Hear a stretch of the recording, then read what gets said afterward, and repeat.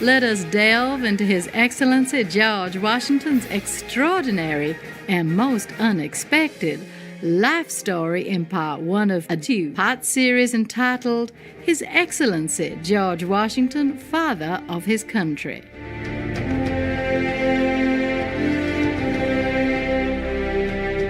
Across the United States of America, 740 schools, a dozen colleges and universities, 26 mountains, 155 towns and counties, various bridges, parks, and forts, the $1 bill, the 25-cent coin, and the nation's very first postage stamps all commemorate His Excellency George Washington.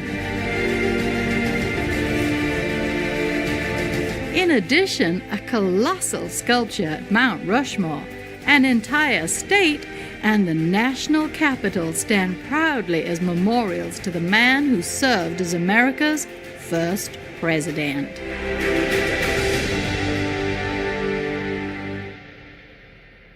His accomplishments were many and great, but what do we really know about George Washington?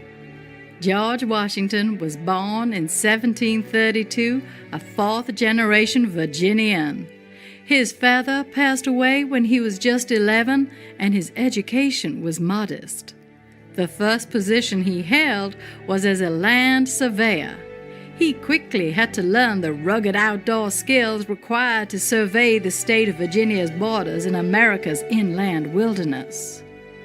In 1752, following the death of one of his brothers, George Washington inherited the family estate at Mount Vernon on the banks of the Potomac River.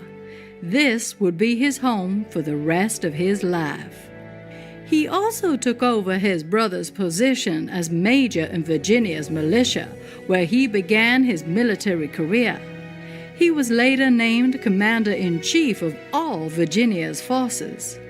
As a leader of men, George Washington would experience both success and defeat.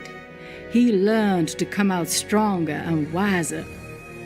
Physically, George Washington was a stern-looking man with gray-blue eyes and red hair, which he powdered white in accordance with the fashion of the time. He had a striking figure, being slender and exceptionally tall for the period, standing at 6 feet 2 inches or 1.88 meters tall. Although his tall stature made him an easy target as a devout Anglican, George Washington had a secret power on the battlefield: his unshakable faith in God.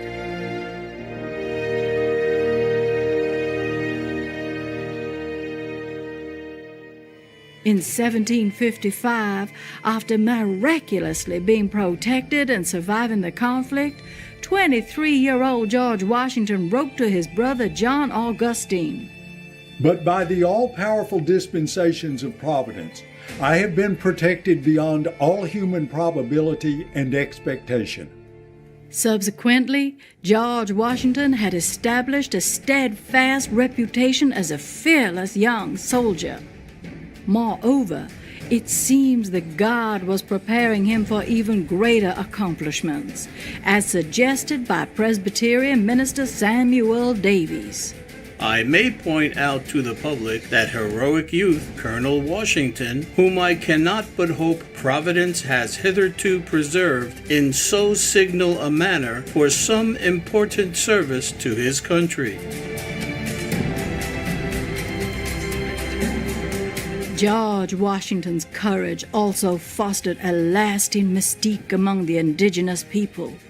A folk belief existed among some North American First Nations that certain warriors enjoyed supernatural protection from death in battle, and this mythic stature was projected onto George Washington. In 1758, George Washington returned to his much-preferred life of a gentleman farmer at Mount Vernon. 1 year later, he married Martha Dandridge Custis, the widow of the wealthy plantation owner. They had a happy marriage, and George Washington raised Martha's 2 surviving children as his own, with much love and care. He had no biological children. Through their union, George Washington became one of Virginia's wealthiest men.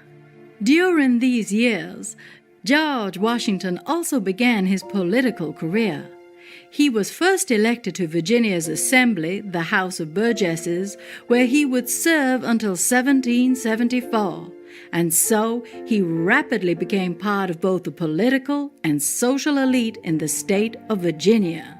America had flourished into 13 states, but was still a British colony. The new taxation program forcing colonies to help pay for war debts had sparked protests.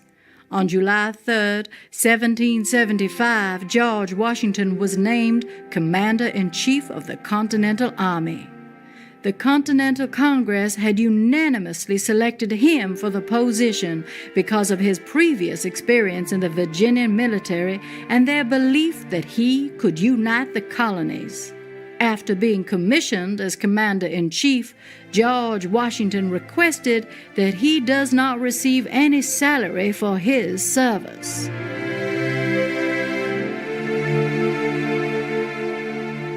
Amidst the conflict that continued for 8 long and grueling years, George Washington always remembered the vanquished and prayed for an end to the hostilities. After one of many battles, he ordered the next day to be a day of fasting, prayer, and humiliation, to implore the Lord and giver of all victory, to pardon our manifold sins and wickedness, and that it would please him to bless the Continental Army with his divine favor and protection.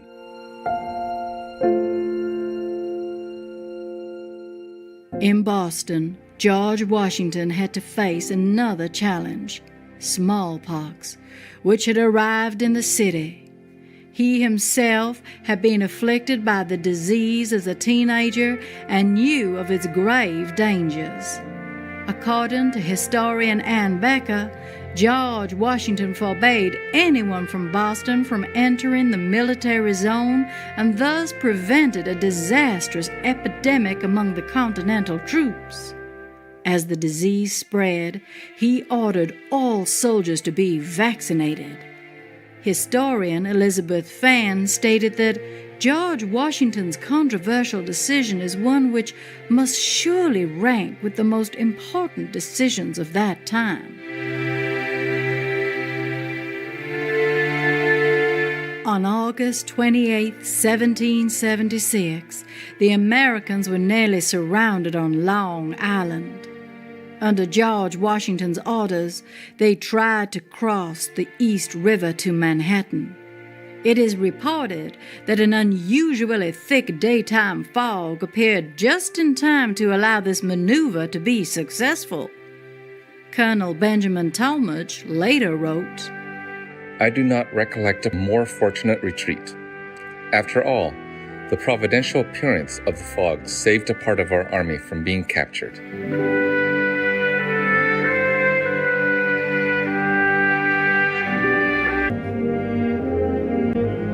On the night of December 25th, 1776, when morale was at its lowest, George Washington embarked with his 5,400 men on boats to cross the half-frozen Delaware River in horrendous weather.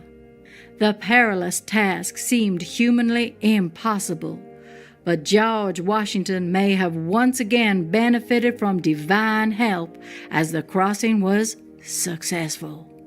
An artistic rendition of the perilous crossing was immortalized in a famous oil painting by Emmanuel Leutz, and another more recent and historically accurate one by Mort Constiller.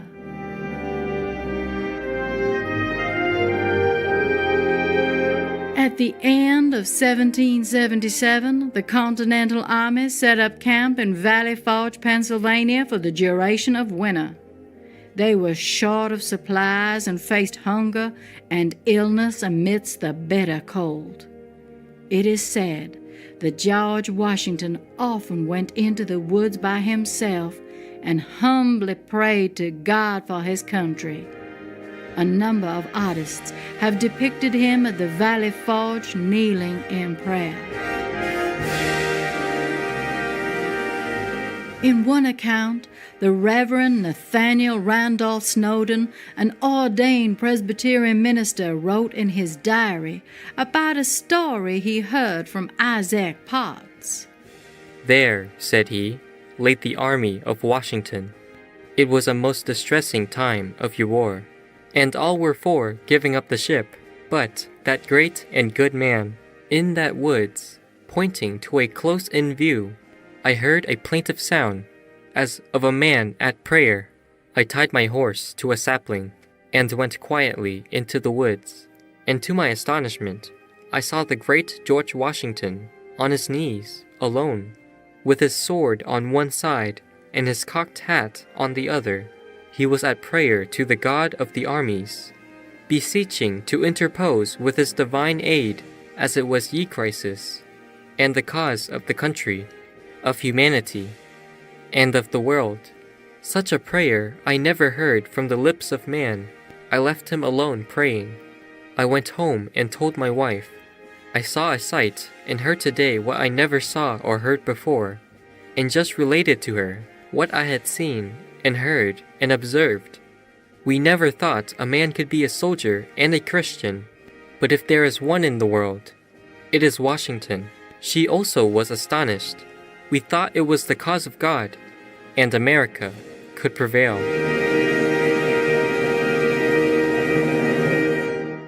Indeed, under George Washington's staunch leadership, supplies began to come in, training was intensified, and once again, morale rose so the renewed American Continental Man went on. Saintly viewers, it's been a pleasure to have your company today.